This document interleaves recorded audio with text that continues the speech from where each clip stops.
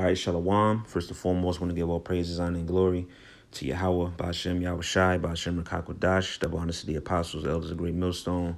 Shalom to the elected nation of Israel.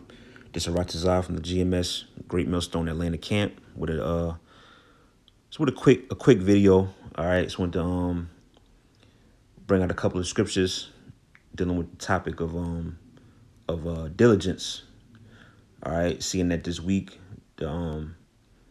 there was an order put out for brothers to do a video on a daily basis. All right, which was put out there by the head apostles, and this is going to show you that we in them times, the spirit is revving up, man. All right, and it's really forcing us.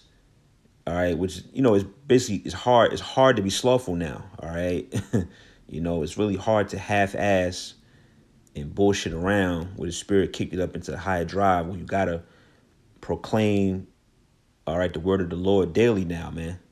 But this is all beneficial to our walk and what we're trying to accomplish through the spirit, which is what? To receive salvation, to receive crowns, rulership, power, and authority over the earth under Yahweh Shai. All right. So I just wanted to hit a couple of scriptures. All right. It's not going to be a long lesson. I'm going to start here, Proverbs 22nd chapter, reading verse 29. It says, "Seest thou a man diligent in his business? He shall stand before kings. He shall not stand before mean men." All right.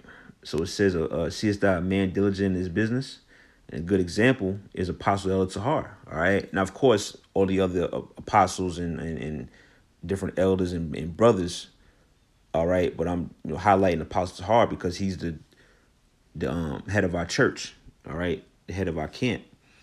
He's an example of a man who's diligent in his business. All right. I believe last week, a few of the brothers said they they counted his videos. I believe it was last week. He said he did 22 videos, man. You see that? 22 videos in a week. So that's a great example of a man. All right, a man of the Most High, who's diligent in his business. All right, and that's why he's set in that position for us brothers that's coming up under the order. All right, he's an example of what to follow. All right, so there's no excuse.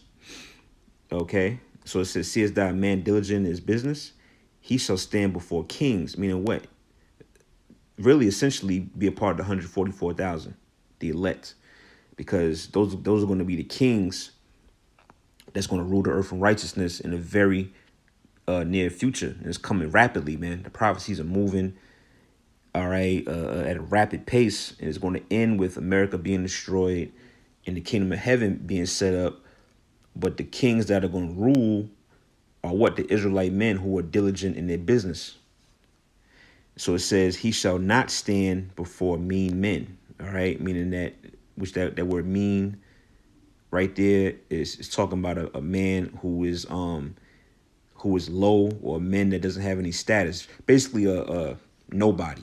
All right, so no, the Most High is going to exalt us, man.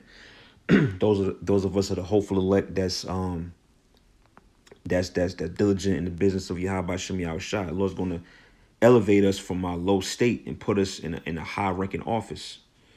All right, that's what that's talking about. So let's go from there to Ecclesiastes 9 in verse 10. All right, we all know this scripture. It says, "Whatsoever thy hand findeth to do, do it with thy might." All right, and what has our hand found to do through the Spirit is what? Do the work of Yahweh Shem Yahweh Shai. All right, do these videos and preach the word on highways and byways week in and week out. All right, so our hand has found this, so we have to do it with all our might and strength. It says, "For there is no work, nor device, nor knowledge, nor wisdom in the grave whither thou goest." All right.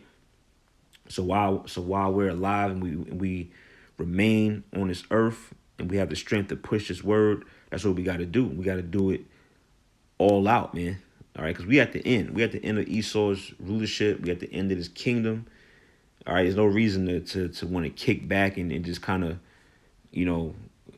go along or whatever. Nah, man, we gotta keep our foot on the gas. All right, and the spirit really forced it. Now it's an order now, you know.